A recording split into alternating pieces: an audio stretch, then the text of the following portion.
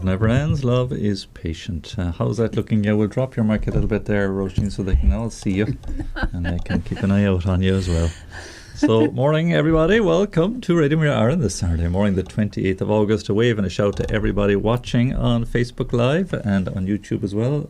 And just pull your little string there, you're sounding a bit there, Róisín, but no worries, we're all organised. So welcome, Róisín.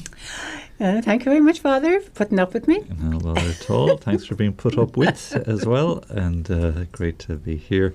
We have a kitchen table full of cakes. The scones are kind of almost overshadowed by all the cakes. Oh, yes. Oh, that was wonderful. All those lovely women that came all the way up from Cork, Father. We had a full measure pressed down. Baking gorgeous food and jams to beat the band. Blackberry jam. It is Cork blackberries too, like. So from the briars and the ditches down in Cork. Good creature. Get your accent back, Father. That's brilliant. So eating a bit of that jam with the scones. Lovely. So they're very good. Lovely. The two were wonderful. The two Annes and Patricia come up to see us. Yes, that's right. And we had a number of other visitors as well. We had 40 hours of adoration from Thursday evening at 5 through to this morning at 10. So very grateful. A number of people staying overnight as well to accompany the Lord. Yes. And with faith and life in mind as the sort of central theme. So praying really to the Lord to rebuild the faith of our people in our country. So beautiful. Very much needed. And for the defence and vindication and protection and upholding of the sanctity of life in the womb, especially absolutely, too. Father. So we're going to continue that. I think it's the 22nd of September. We'll confirm that certainly with this is only kind of a practice run. We had a couple of practice runs of 40 hours. We're going to go with 40 days as well. So looking forward to that, because our first 40 days unfortunately fell victim to the pandemic and the lockdown. Yes. And we got 26 days done. And if you remember, lockdown kicked in around St. Patrick's Day, I think, or the Friday after, because that's when I got sick myself.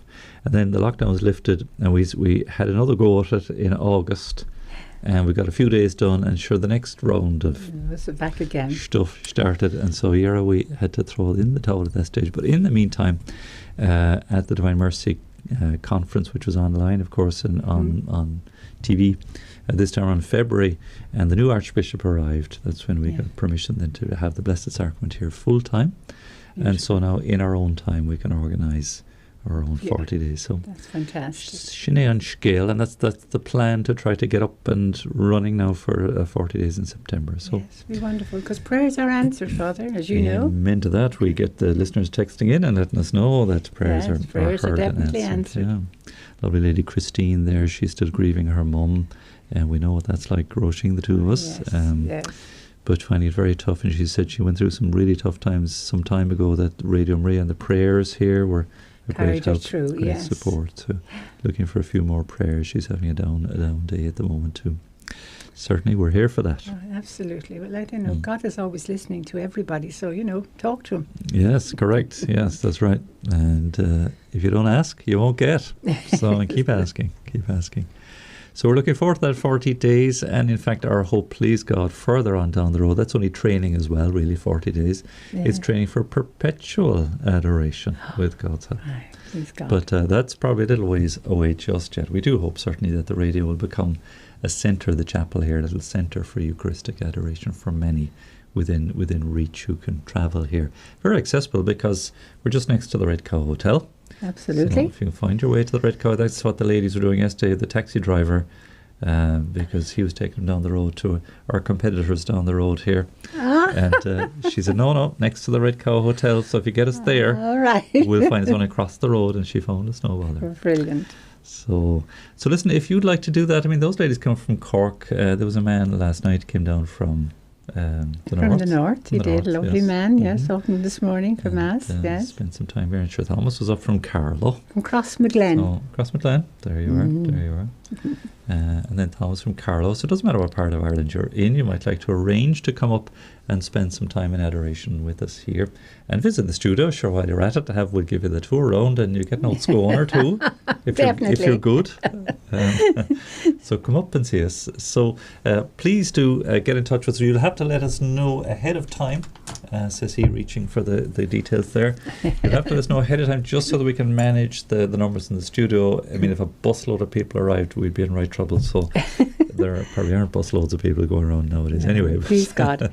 But anyway, you can text or WhatsApp at 089 467 2000, or you can email info@radiomaria.ie, or then again you can call 014123456, and there's always somebody here in the studio to answer the phone.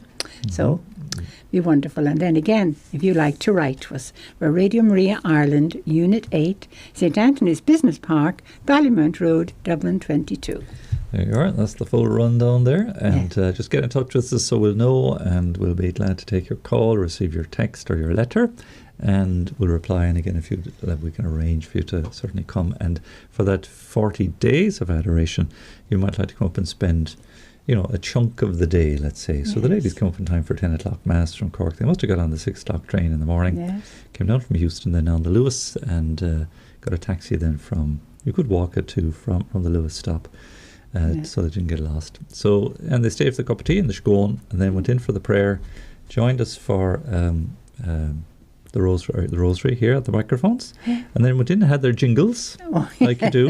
My name is, and I listen to Radio Maria Ireland, and so on. So a few fresh jingles to listen to. Oh, they were wonderful women, Father. And they stayed on then for an hour or two for just a bit more of adoration afterwards, and got the train home then. So make it a day out, little pilgrimage. Yeah. They had no time to go shopping. Grafton Street, I don't think was... It saved them a few shillings, Father. Would have been a small bit expensive now, maybe going shopping, but still, they made a little pilgrimage to Radio Maria. So do consider that. We'd love to meet you, as we are indeed heading out the country to meet and greet too. So we're heading down to Middleton, is the Masses I'll be at this evening and tomorrow. Beautiful, Father. And that's the parish where it all began for me. I was a brand new, shiny new, green around the ears, curate, they'll all be out there looking for you, Father. Congratulating you on how you've achieved so much. It was the parish I had spent most time in, because I was there for 4 years. Every other placement after that was 3 years, 2 years, 3 years, 3 years, 3 years. I think another 3 years. And here now, because I'm just over 4 years, I've gone beyond. I'm setting a new record every day, the longer I'm here. They want to hold on to you, Father, so, that's it. Sure, they all want to hold on to us, but sure, we'll leave that in the Lord's hands, the Bishop's hands too. But it'll be nice to go back to my, it's where my roots are really. And when I arrived in Middleton way back in 1999, I was preaching just kind of half tongue-in-cheek, really, like I like to do, kind of blackguard people a small bit. But I said, you can't call me a blow-in to this parish, even though I was brand new, because my grandparents are buried in this cemetery next to the church. My great-grandparents are buried in the Protestant cemetery down the town. St. John the Baptist is down there. And then my great-great-grandparents are buried in a place called Ballinacurra, out the other side of the town. So now, if I'm visiting again this evening, my parents are buried there now as well. So I have 4 generations. So since I left my mum and dad, you're really going home, there. Father. So it's a real, pull on the heartstrings there. It's really hard to roots, too. Yeah, it is too. And did some of your family then convert to Catholic? They're buried in the Protestant church? Oh no, it was just a thing. That's just the normal, was it? Yeah, there was a period of time. It's the same as true actually in the Protestant cemetery in Cloyne, where the Diocese of Cloyne gets its name from. It's just a village, and there's a Protestant church there, cathedral. The Protestant cathedral is there, and a big round tower. It's a very historical place. But in the Protestant cemetery there's many Catholics. My grandfather on my other side is buried in there, which is interesting too. So it's just that happens in places. So they were pulling them in, Father, they're finding room at the inn, look at wherever they could find a spot. So it was just the way things were done. So it's nice. It's good to keep in touch with our heritage and our roots and our history. It is wonderful. Yes. Say a prayer too for them. I'll certainly be visiting the graves down there as well, of course. So that'll be a nice visit this weekend to Middleton, and it'll be on webcams and whatever if anybody wants to tune in. 6:10 Mass tonight, which is an unusual time because it was to do, I think, with the distillery or whatever other factory. There was a closing time around 6 o'clock. Oh, right. And 6:10 goes back years. They could go to Mass then. Go to Mass on the Saturday and head home or whatever. They have that done as well, So that'll be tonight, and the 3 masses tomorrow, 8, 10 and 12 as well. Right. Then we'll be heading off around Dublin, Róisín as well. So get your wellies on, get your skates on. I think we're going to. I mentioned Blanchardstown. I don't think that's right. I think it's Booterstown we're going to. Right, yes. And there's another parish as well here in Dublin. A couple of Wednesdays lined up. Oh, yes. So we'll be heading off out yeah. into Dublin. And then on the 11th of September, please God, down to Wexford town.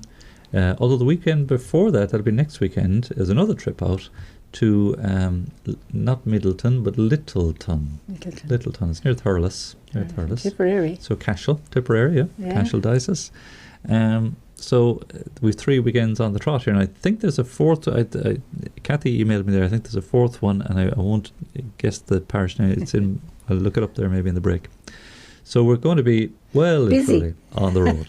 That's fantastic, Father. So that's great. People love to know about it, They do. And know that they're all welcome to come. And they love to meet. And sure, it was lovely when the ladies came. Oh, you're Róisín, you're the lady on the radio, and it's kind of a bit embarrassing, that is, Father. It was funny. I think you had gone out the door, and Mary kind of introduced herself as Mary Fitzpatrick. Oh, and you're Mary Fitzpatrick on the Wednesday. Holy are we, love listening to the love our prayers. To the programs, so it's just fun to see. That's so listen, there's no celebrities here. We don't do any of that celebrity nonsense. We're just in it together, and everybody's it's welcome. Open for everybody. So don't mind that, carry on. Leave that alone. So the promotion is going on apace, thanks be to God, and it's lovely to meet and greet people, and it's nice because, like here, you see we're in front of a camera and 2 microphones. We don't get much in the way of. No, to be actually in their company. To be, we prefer that really if we could. Anyway, thank God the restrictions are kind of eased enough that we can meet and greet and get out and about and do all the good things that we like to do, and build and grow and spread this lovely gift. Where was it? We were in Youghal last Tuesday, and it was just amazing to meet 1 or 2 people who hadn't heard of Radio Maria, and we're delighted. Like, this is amazing. Yes. There was a lovely Polish lady, Barbara was her name, came up to us afterwards, and she was like, "Wow, I know of Radio Maria in my home country in Poland, but didn't know there was one in Ireland." Like, give me a bunch of those leaflets. I'm going to tell my friends. So, I said, wonderful, fantastic. So that's the same in every parish we go to. Now, a few words about St. Augustine, Monica's wayward son. Poor Monica. Yes, it was a wonderful story of a father and a mother, a mother's love. A mother's love's a blessing. You'll never miss your mother's love. You know, till she's buried beneath the clay. I knew you'd remember it. Very weepy Irish song. But it's just St. Monica yesterday, St. Augustine was writing about her in his Confessions, and just a lovely moment that she knew she was dying, and he was speaking of how they had just had a lovely conversation about anticipating heaven. And her brother then, her brother kind of intervened in the conversation. This is the way St. Augustine wrote about it, that we'll head home to Africa. We can, so you'll be late to rest at home, kind of thing. Yes. And she turned to Augustine. She said, "Look at the way he's here's your man. Let's look at the way he's talking. That he still thinks of worldly things." Yeah. She had amazing faith. She was going to heaven. So she said, "Bury me wherever this body will lie. Sure, don't worry about it. Put me in the ground. But whatever you do, remember me at the altar of God," was her words. And that's St. Augustine's writing about that himself. That's why his confessions are so moving, not only his own personal conversion, but the relationship he obviously had with his mum. And St. Augustine, I was doing the sums on it there, he was 33 when he converted. She was 56 or 57 when she died. So she would have been about 22 or 23 when Augustine was born. Yes. And the story yesterday I got from this history book of the saints I have in my hand here, that she not only had a temperamental husband who was fond of an old a bit of gargle, and she actually, it says in this history book, ended up being fond of a bit of gargle herself, that she struggled with it because her mother-in-law was at home with her, as well as the husband who had a bit of a temper. Oh yeah, giving her a hard time. Yeah, so she had it tough.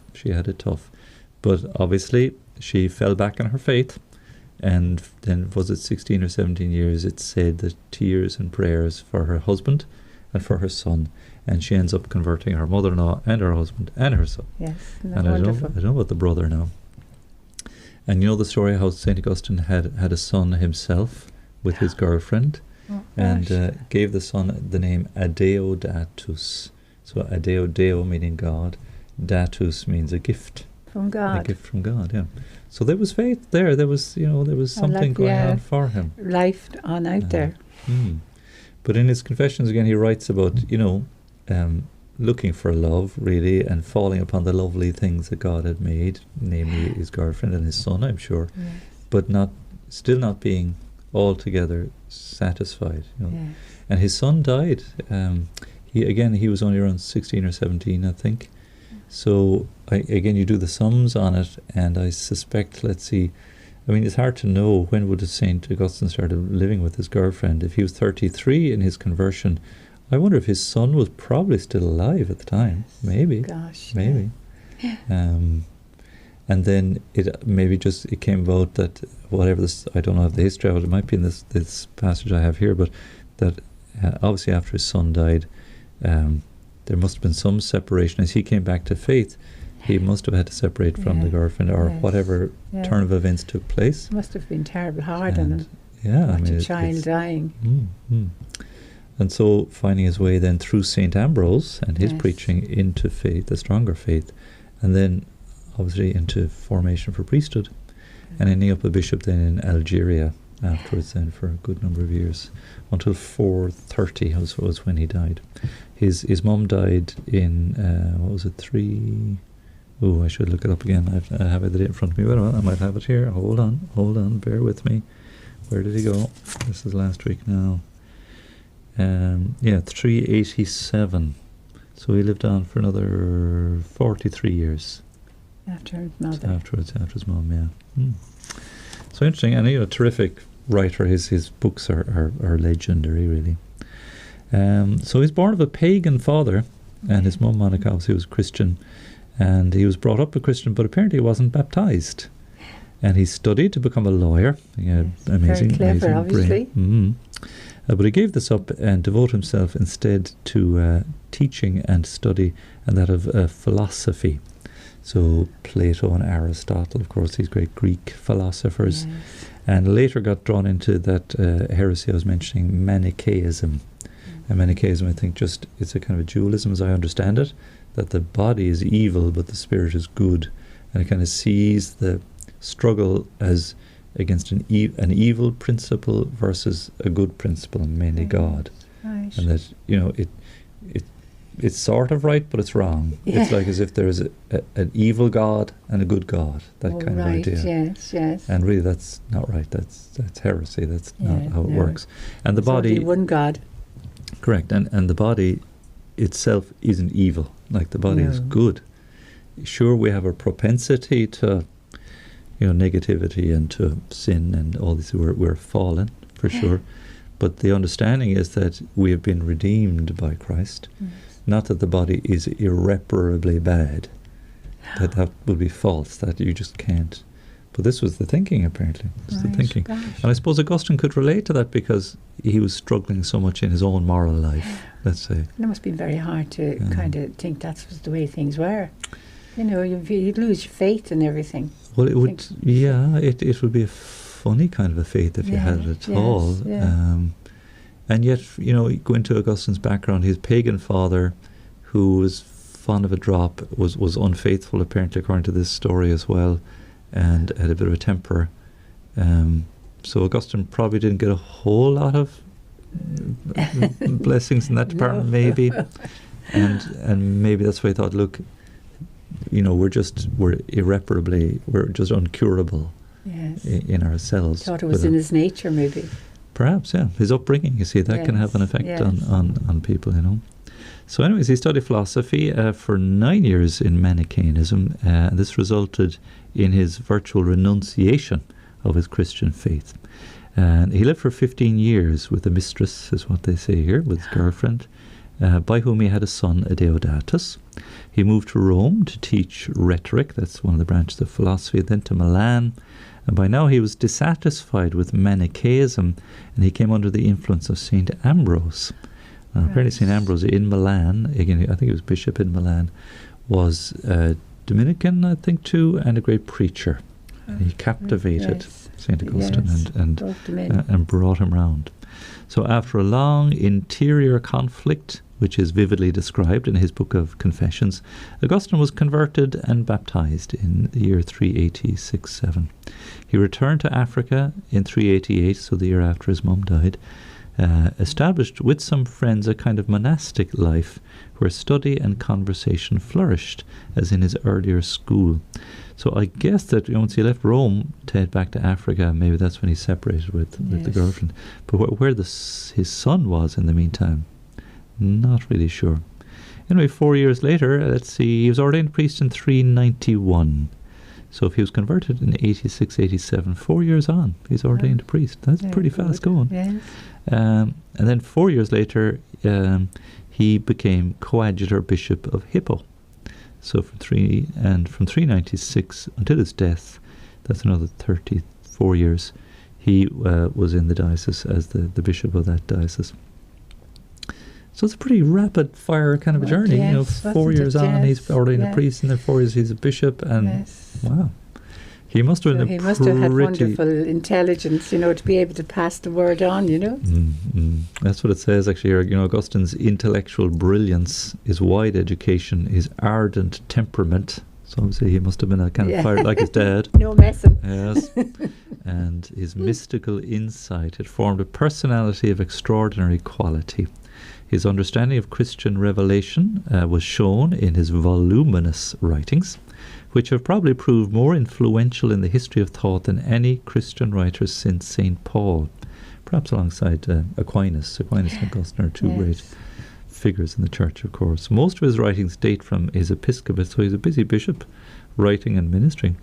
The most famous, of course, his Confessions, the Sermons on the Gospel and Epistle of St. John, De Trinitate, which is of the Trinity, and the end of his life, the De Civitate Dei, so of the city of God. So there's about the earthly Jerusalem and the heavenly Jerusalem. That is quite a deep work as well. And this work deals with the opposition between Christianity and the world. That's what I'm saying, really, the earthly world and the heavenly one, and represents the first Christian philosophy of history. So a Christian philosopher really bringing that Christianity into philosophy. Many other works were occasioned by controversies with Manichaeans, Pelagians, or Donatists. So there are three big heresies: Pelagianism, Donatism, and Manichaeism. I'll have to explain all those, Father. Yeah, I'm going to have to go back to the books myself to give you the full lowdown on exactly those. In fact, I should do a little series on some of the heresies of the Church, because Arianism was another one. And it was actually from those heresies where you had the types who like to argue. From out of that came sound doctrine. Yes. In other words, do we believe Jesus is both God and man? We've chatted about that before. Or is he a man-God of some kind? Or is he a God-man? Or what? And so we had to figure that out as followers of Christ. What do we believe? He is both God and man, human and divine, one person, two natures. Yes.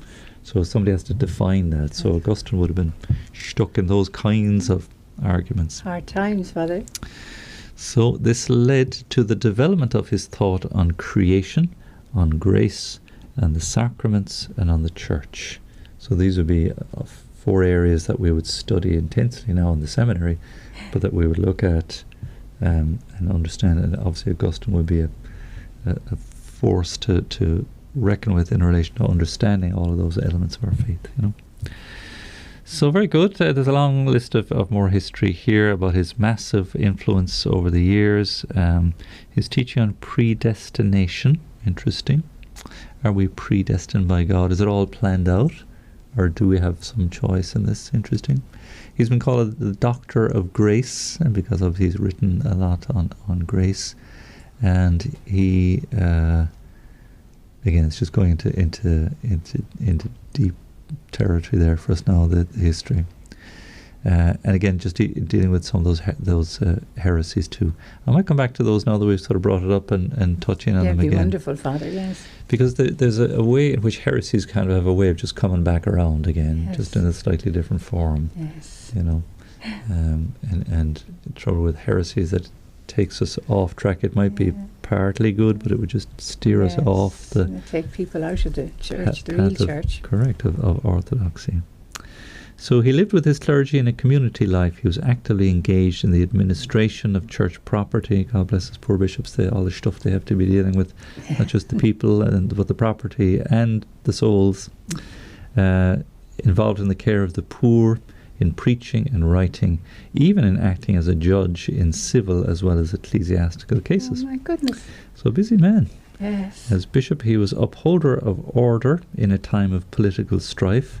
Is there ever a time when there isn't political strife? No, we constantly. asked. So he did his bit.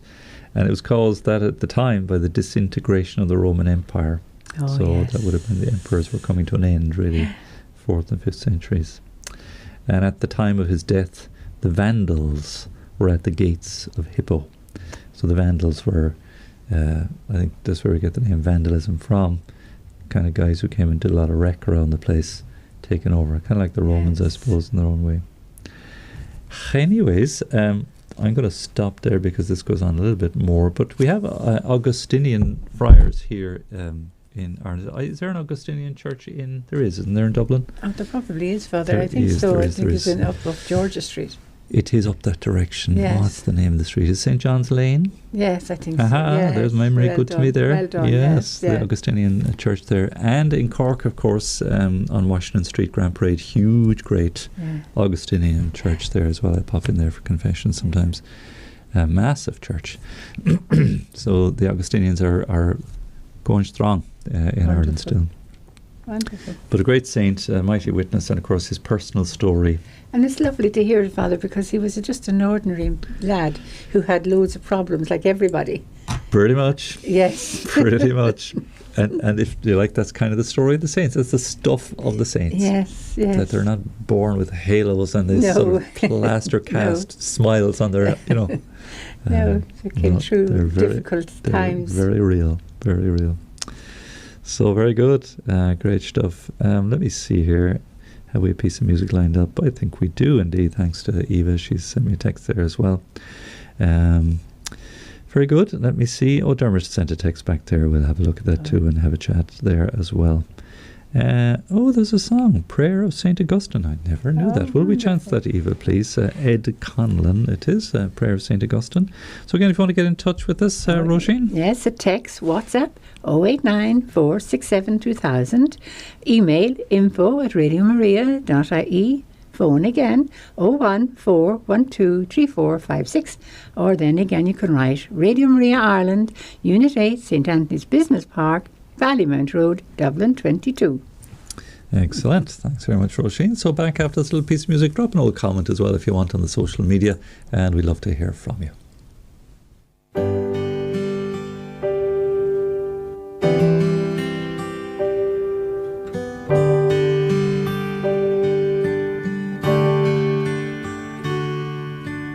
Oh, beauty ancient, oh, beauty so new.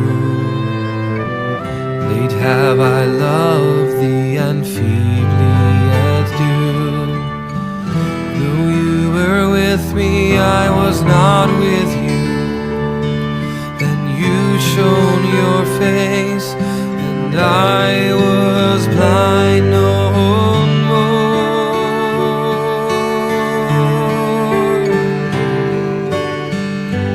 My heart searches restlessly and finds no rest till it rests in thee. Oh, seeker, you sought for me, your love has found me. I am taken by thee.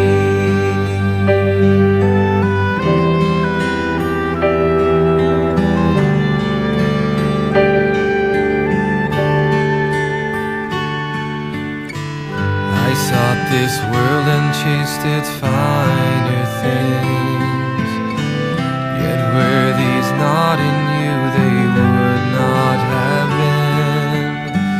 My ceaseless longing hid the deeper truth. In all my desirings I was desiring desiring you.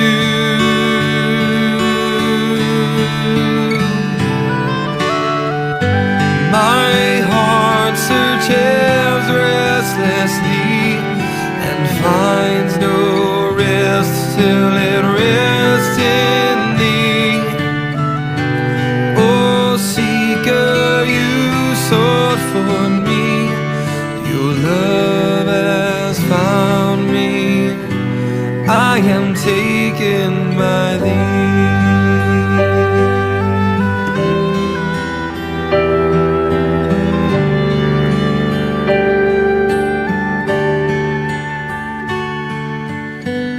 Lord, in my deafness you cried out to me. I drew my breath and now your fragrance I breathe. O fount of life, you are forever the same. O fire of love, come set me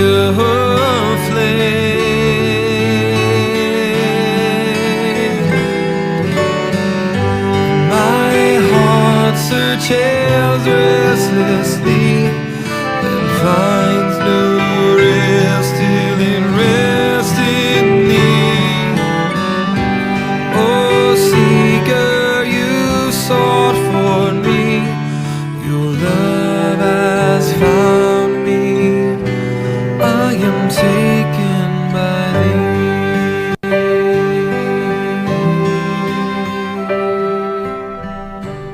No, not a lovely piece of music. Thanks, Eva. I know where you found that one. Nice one. That's by Ed Conlon, Prayer of St. Augustine. Beautiful. And that's his expression, of course, my heart is restless, or Rest want to in you. rest in thee. Wonderful. Yeah. Beautiful. You have a God-shaped hole. You know, Father Marius, I was listening to the Rosary last night for the fifth Sorrowful Mystery. He said something, I never thought of it or heard of it before, that he said it wasn't nails that held Christ to the cross, it was love. Oh, yes. He gave his I love. was He like, gave his wow, life out of that love is- for us. You know? Love kept him on the cross. Yes. Isn't that amazing? I'd Yeah. never, that's a fantastic little insight. So if it's Father Marius, it's fair play to him. I don't know how he Beautiful. thought that one up, but it's terrific, it's inspired. When you think of all he gave us, Father, out of love. Yes, so amen to that. Ulrika just messaged us there. She said Deodatus, Augustine's son, was apparently baptized by Saint Ambrose, Oh, wonderful. and she believes returned to North Africa with him, but died shortly afterwards. So I thought he was a teenager, all right. I don't know what Yes. exact age he may have been. So interesting. More about St. Augustine. If you have any facts on St. Augustine, let us know as well. Now, a listener who remains anonymous sent us a lovely email here. I just wanted to get in touch to share a quick message of how God's light has shone for me in a small but really uplifting way in a challenging time. My son returned to primary school this week, so Oh, yes. all you mothers and dads out there stressing over school, our hearts are with you. I hope everything's going well as they're going back to school this week. And she says, I'm sure for most parents like me, it marks an end to our summer holidays and can be a challenging time of change and worry too about having everything ready for school and the kids settling back in. You've been down this road, I'm sure, Róisín. Absolutely. And now the grandsons. That's right. There's a big bouncy castle in Róisín's garden today if anybody wants to go around for an old bounce. The boys will be in there and creating bedlam. havoc. There'll be bedlam. So in this time of anxiety, I was so delighted when my son came home from primary school on the first day to say, Mammy, you'll be delighted to hear that our new teacher is on the same page as you. I think he's probably 11 or 12. I wonder if he's about 5th or 6th class, I'd say. He told us all today that he has zero tolerance for swear words or taking the Lord's name in vain. My teacher is on the same page as you, Mammy. I love it. I was so delighted and uplifted in my day. This is music to my ears. This is the policy of the school, and it's great to hear his teachers speaking of this to the children, setting his expectations for the school year. Fair play. Very good. My son knows how important this is to me and hears me saying this regularly at home. So it's great to have the message reinforced at school. It was like a small roadblock had been removed in my life. Well, fair play. Take the small little graces there. Thank God for our teachers. I'm also so grateful that my son and I are back saying our morning prayers at the bus stop, waiting for the school bus. It's great to get back to this routine, which we unfortunately lapsed over the summer. These are small but important things that by God's grace have really uplifted me in the anxiety of back to school. Praise God. That's beautiful, my there wonderful, wonderful mammy. Well done, mammy. Keep it going. God bless you. Sure, and I'm sure many other mothers with you as well. Like St. Monica, oh yes, for her husband and her mother-in-law and her son and her other son and probably our grandson. Probably. Yeah, So well done. That's a beautiful message to receive. Thanks very much for that. We appreciate that very much. And Dermot just sent in a text as well. Dermot was asking me to chat yesterday about the question of messages and visions and signs and wonders and all these things, private revelations we were just chatting about. And it's just an area that the church would advise and in fact practice herself a certain amount of caution or reserve to say wait, and we'll wait and see what are the fruits, what are the blessings that accompany any alleged, as they would be known as, apparitions or messages or phenomenon, because of their subjective nature. That if I came in the morning and said, hey, Our Lady appeared to me and I've had this great message. Oh, yes. And is it true or not? Correct. You'd be saying, hang on a second, this is Father McCarthy now. I somehow doubt it. He's not the kind of guy who come up with this. Do you know the way that you'd be naturally a little bit hang on and wait and see kind of thing, So Dermot was just referring to places that are still awaiting approval, or have already been remarked upon, and it's still kind of a wait and see. And that would be true. We just mentioned two of them, the House of Prayer. I think Christina Gallagher is a little bit shrouded a bit at the minute. I think it's not there yet. Or wait and see again. And just Medjugorje is another place place where people go in their droves on pilgrimage. And I was mentioning the huge fruits, the radio itself. But it's still under the category of just alleged. And so the caution is not to over-invest ourselves in these things, lest the church gives that the decision goes some other which way, but by their fruits, nonetheless. And some of the fruits we see are extraordinary. You just can't deny it. They're there. And we rejoice in these things. But if these things then bring us back to orthodoxy, that would be St. Augustine's journey, really, to, the prayer, the sacraments, the teachings of the church, the Holy Eucharist, confession, a right order devotion to Our Lady, all, and then great, thanks be to God, let's do this. But if they somehow lead us away like heresies again, we can kind of, like the two train tracks, I think I've given that idea before. If they're slightly apart, only a teeny bit apart, eventually the train will be derailed. So they have to stay the same distance apart.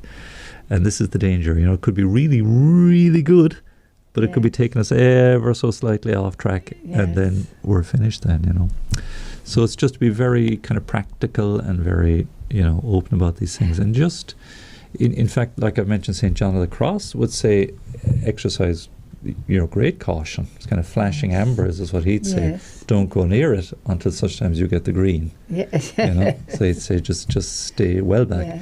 And he was a mystic. He's a doctor of the church as well. So he was just always a little bit cautious too. So Dermot says, thank you very much, Father Eamonn, for addressing the issue of alleged apparitions of Our Lady. You were clear and precise, and you referred to the devil and how he hates us. And I just mentioned that idea that the devil loves to deceive us. Oh, yes. He doesn't care. Is it in the scriptures where he could appear as an angel of light? Yes. And happy to, here, take my hand. I'll look after you. Come with me, and I'll. He's full of lies and everything. Correct. The story of Padre Pio, I think I mentioned it too, where Father Alessio was in his cell apparently one day with Padre Pio. And Padre Pio kind of suspected there was something not right. And he said to Father Alessio, he said, say viva Jésus. And then suddenly Father Father Alessio disappeared. And so Father Alessio came in, knocked on the door, came in a bit later, and as soon as he came in, Padre Pio said to him, "Say Viva Jésus."